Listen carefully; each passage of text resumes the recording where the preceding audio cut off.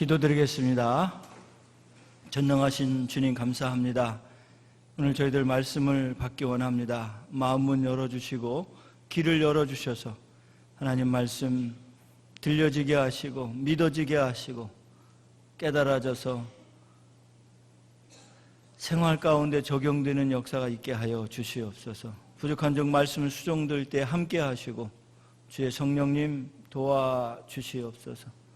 이 시간도 주를 찬양하오며 우리 구주 예수님의 이름으로 간절히 기도드립니다. 아멘. 할렐루야. 오늘 예배에 오신 여러분 주님의 이름으로 환영합니다. 오늘 주신 말씀을 가지고 만남이란 제목으로 같이 말씀을 받기 원합니다. 여러분, 우리 인생은 만남과 헤어짐의 연속입니다. 거기에 만남 중에는 축복된 만남도 있고 차라리 만나지 말았으면 더 좋았을 것을 이라는 그런 만남도 있습니다. 또 헤어짐도 있어요. 만남은 헤어진다고 하였는데 준비된 헤어짐도 있지만 준비되지 못한 헤어짐도 많이 있습니다. 정말 평생을 같이 살겠다고 하던 배우자가 먼저 떠나는 경우도 있습니다. 사랑하는 자녀 곁에 두고 싶어서 평생을 살고 싶었는데 부모를 먼저 떠나는 자녀도 있습니다. 이 만남 가운데, 헤어짐 가운데 우리는 살아가고 있습니다. 좋은 만남, 축복된 만남, 저와 여러분이 축복된 만남, 좋은 만남이 되시기를 바랍니다. 만남에는 축복의 통로의 만남이 있는데 성경에서 보면 다윗이나 요나단 같은 경우는 축복된 만남이에요. 그렇죠? 다윗이 절대전명의 위기에 있을 때 요나단이 자기의 목숨을 걸고 다윗을 구해줍니다. 또 신약에 보면 바울과 바나바와 같은 만남은 참 축복된 만남이에요. 서로 세워주고 서로 하나님께 인도하는 그러한 좋은 만남이었어요. 그런가 하면 차라리 만나지 않았으면 좋았을 것을 이런 만남이 있어요. 구약에는 어떤 만남이 있을까요? 생각하다 보니까 보디발의 아내와 요셉의 만남. 만나지 않았으면 감옥에도 안 갔을 것이고 또 그렇게 되면 고통도 없었을 텐데 그러나 그것도 하나님의 경륜 속에서 애굽의 총리로 삼기 위한 하나님의 섭리인 것을 나중에 우리는 보게 됩니다. 또 신약에 보면 그러한 만남이 있어요. 그 구약에 가인과 아벨의 만남. 가인이 먼저 태어나서 형이 되었지만 결국 자기 재산은 받아들이지 않는 데에서 아벨을 죽이는 만남. 차라리 만나지 않으면 얼마나 좋았을까, 이런 만남이 있습니다. 여러분 어떠십니까? 축복된 만남으로 살아가고 있습니까? 원수 같은 사람하고 만나고 있습니까? 오늘 저와 여러분과의 만남, 축복된 만남이고 천국까지 같이 가고 그러한 만남이 될 수 있기를 바랍니다. 저는 이렇게 새로운 사람을 이렇게 만나면 참 조금 이렇게 두려움이랄까, 조금 망설임이 있어요.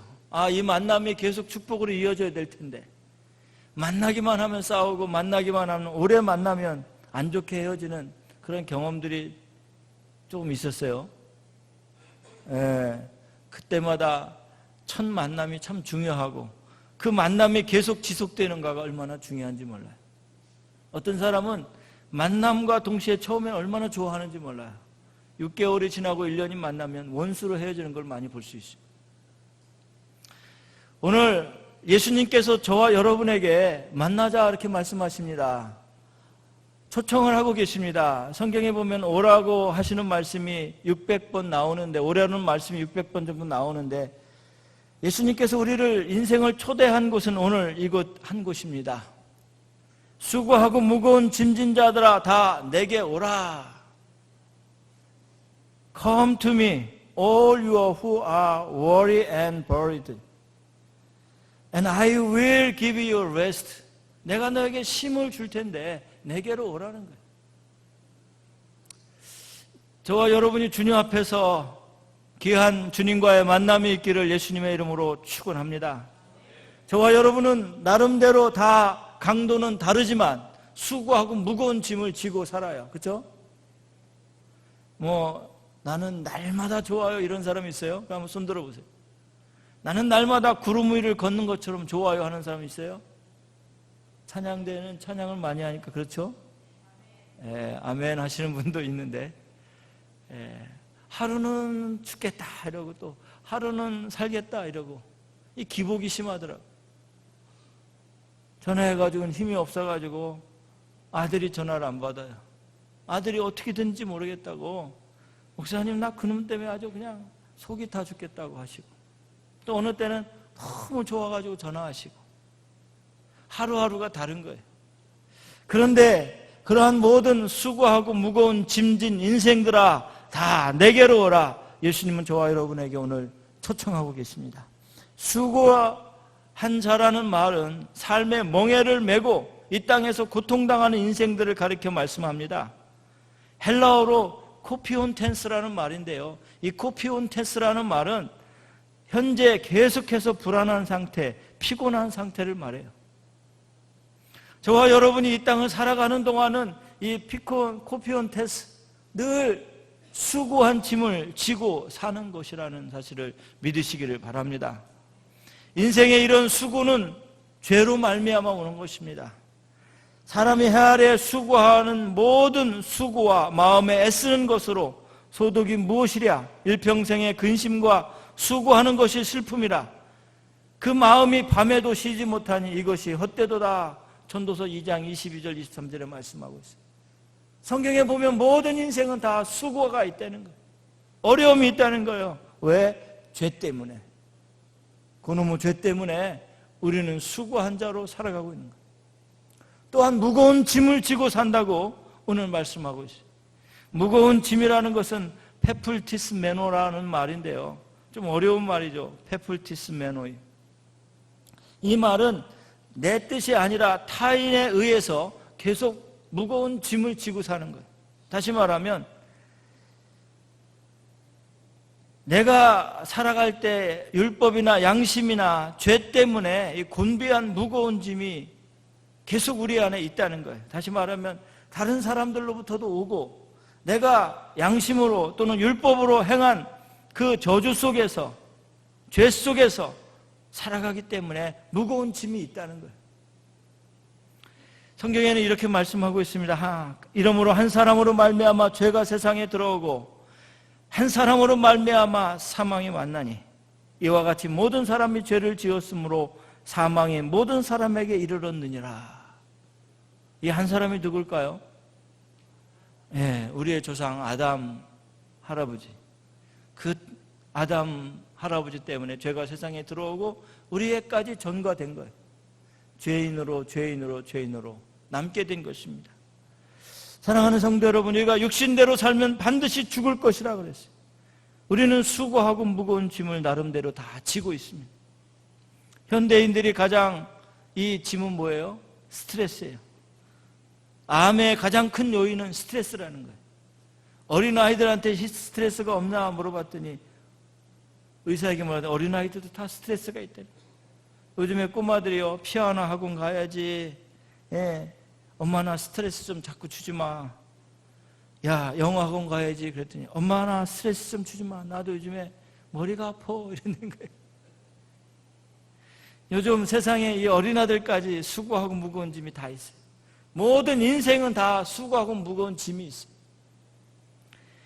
오늘 베드로 고백처럼 주는 그리스도의 살아계신 하나님의 아들인 그분 앞에 진리요 생명이신 하나님 앞에 여러분 초청을 응할 수 있기를 바랍니다. 수고하고 무거운 짐진 여러분들, 주님이 오라 하실 때 그냥 그 초청에 응하여 하나님 앞에 나오시면 주님이 해결해 주신다고 오늘 말씀하고 계십니다. 다 내게로 오라는 거예요. 어떠한 죄인이든지 다 내게로 오라는 거예요. 주님은 과거의 죄를 묻지 않습니다. 주님은 우리가 어떻게 살았던지 간에 그 과거를 묻지 않아요. 용서해 주십니다. 그리고 받아주십니다. 그리고 함께 가자 그렇게 말씀하시고, 주님은 창녀들과 같이 밥을 드셨고 세리들과 같이 시간을 보냈어요.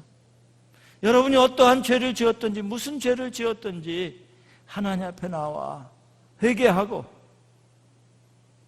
여러분의 짐이 가벼워지기를 예수님의 이름으로 축원합니다. 베드로전서 5장 1장 15절에 보면 예수님의 초청은 수고하고 무거운 짐진 자들에 대한 안식을 주기 위한 것이라고 말씀하고 있어요. 내가 너희를 쉬게 하리라 말씀하고 있어요. 여러분, 쉼을 얻으려면 주는 그리스도의 살아계신 하나님의 아들이라고 하신 예수님 앞에 나와야 하는 줄 믿으시기를 바랍니다. 그리스도의 안식은 궁극적으로 천국에서 완성되지만 현대는 우리의 삶 속에서 찾을 수 있는데요, 그것은 육적인 모든 염려와 걱정이 사라지고 오직 하나님만을 의뢰하는 삶으로 살 수 있다는 거예요. 여러분이 예수님께 나오는 그 순간 여러분의 근심 걱정은 사라진다는 거예요. 믿습니까? 저희 어머니가 예수 믿으시기 전에는 시골에서 이렇게 제가 이렇게 어렸을 때 보면 이 상을 펴놓고 콩을 고르기 시작했어요. 검은 콩이 있고 하얀 콩이 있잖아요. 그렇죠? 검은 콩이 좀 비싸다고 하더라고요. 요즘에는 모르겠는데 옛날에는 그걸 골라가지고 그거를 쥐고 시장에 가는 거예요. 그러면 그걸 가져가서 팔아오시는 거예요. 운동화도 사오시고 옷도 사오시고 생선도 사오시는데 그걸 골라야 되는 거예요. 돌도 골라야 되고 썩은 콩도 골라놔야 되고 쭉정이도 골라내야 되고, 이게 상에다 쫙 콩을 쏟아요. 그리고 쫙 펴놔요. 그럼 하나씩 고르기 시작하는 거예요. 그거 고르시면서 한숨을 얼마나 쉬는지. 아버지가 아침에 나가셔서 안 들어오시는데, 아휴, 너네 아버지는 집일은 집안일은 생각도 안 하고 밖에만 도시냐. 한숨 쉬시고,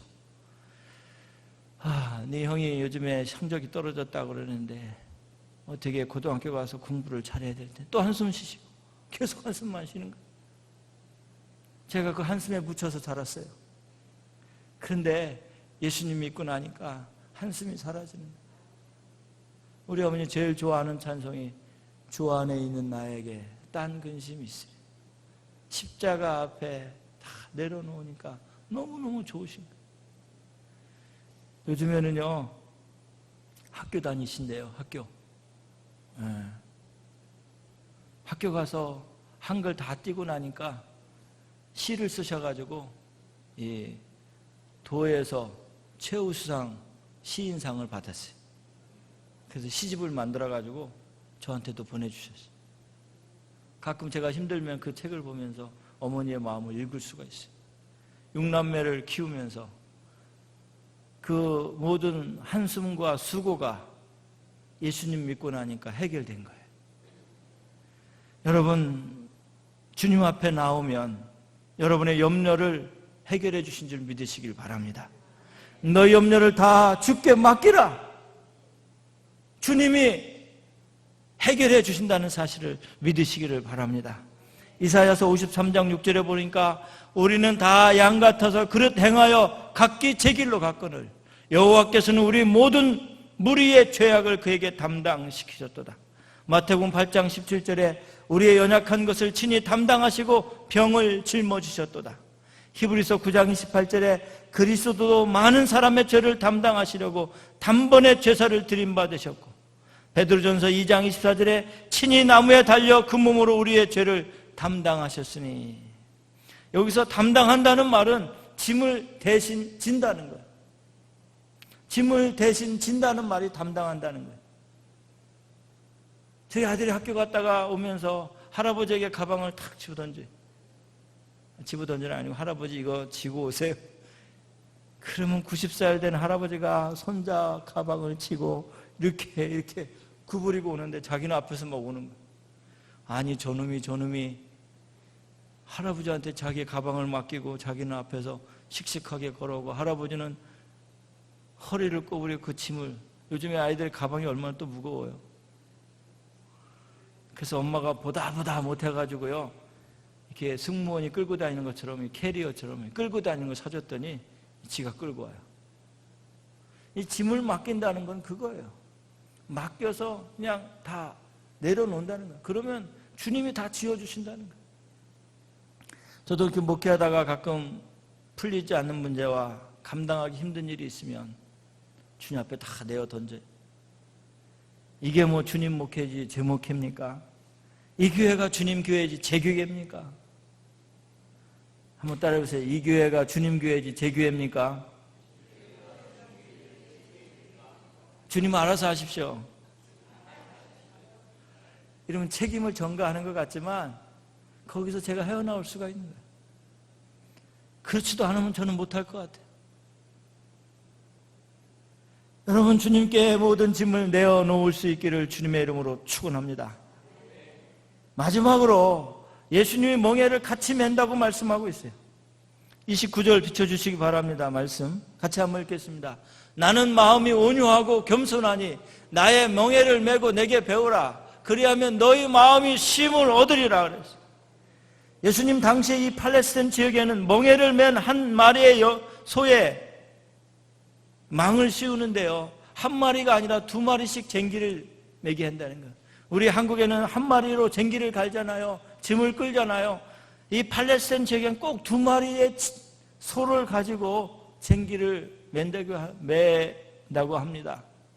그런데 한 마리는 아주 연약한 소, 새끼소, 한 마리는 어미소, 아주 튼튼한 소, 이 두 마리를 짝꿍으로 해가지고 이 멍에를 멍에가 뭔지 아시죠, 여러분? 이렇게 V자로 돼가지고 여기다가 놓으면은 이렇게 묶어가지고 탁 하면 이 마차하고 연결되고 쟁기하고 연결되는 게 있어요. 그래서 소가 여기가 너무너무 달아가지고 하얗게 됐어요.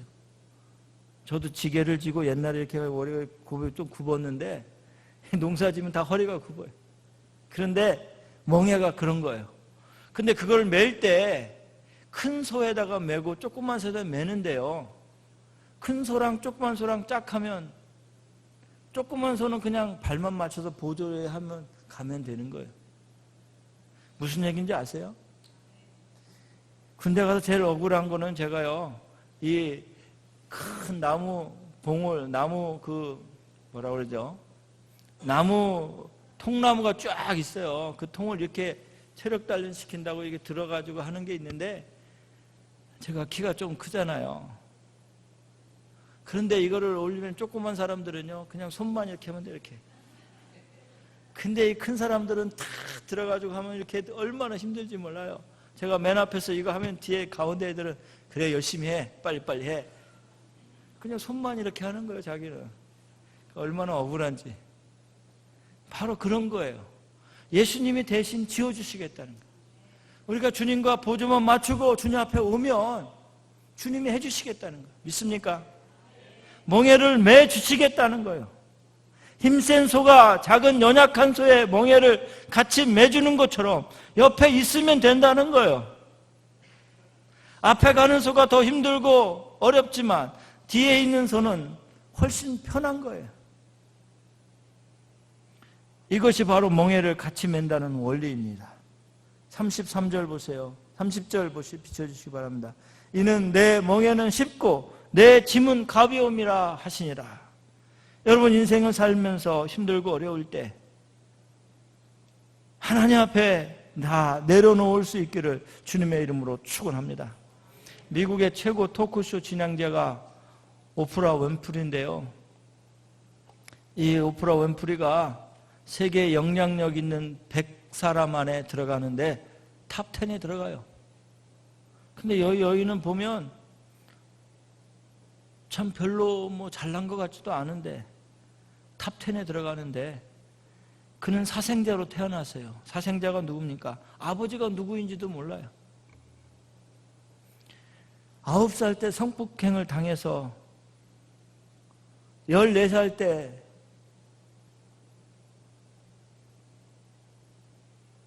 아빠가 누구인지 모르는 14살 때 또 아기를 자기도 스스로 낳는 거예요. 마약도 했습니다. 망가진 인생이 되어버렸습니다. 생각해 보세요. 9살 때 성폭행을 당하고 14살 때 아빠가 누군지 모르는 아이를 또 자기도 출생시키는 거예요. 마약을 합니다.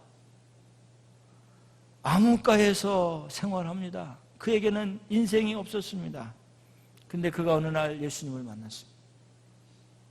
하나님의 말씀을 붙잡고 묵상했습니다. 매일 기도했습니다. 그리고 그의 인생은 변하기 시작했습니다.